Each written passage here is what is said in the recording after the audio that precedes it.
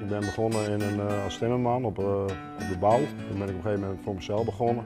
Nou, ik zeilde ook altijd al op scootjes. En op een gegeven moment dan maak je een keer een mast. En dan maak je weer een keer een mast. En dan kom je er op een gegeven moment niet meer uit. En dan maak je alleen maar masten en zwaren. Je leert het jezelf aan.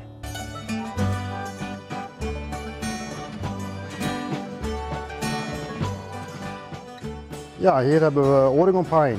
En dat komt uit Canada, Amerika. En daar maken we scootjemasten van. Dus hier testen we alles op gewicht en op sterkte. En dan komt in een pakje en dan zetten we het hier neer.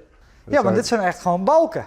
Ja, dat klopt. Het wordt van balken gemaakt. Vroeger maakten ze een mast uit één stuk. Nou, dat kan niet meer. Waarom niet? De sterkste balken die komen in een scootjemast. En als je een mast uit één stuk hebt, wat ze vroeger deden, dan kun je dat niet bepalen waar die balk in komt. En er komen allemaal scheuren in.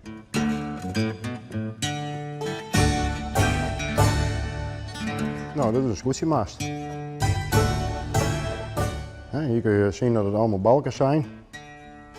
Nou, die balken die worden allemaal verlijmd. Dus eerst in de breedte, dan in de lengte, want het is een heel lange mast. En dan in de dikte.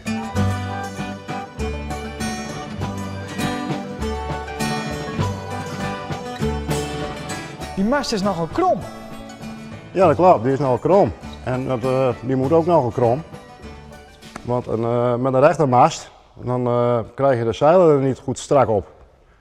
Als we zeilen, dan staat hij wel recht. En dan heb je een bepaalde spanning op zeilen en op staaldraden. En daardoor kun je hoog aan de wind en kan je snel zeilen. En dat lukt met de rechte mast niet, dus daarom is die mast krom.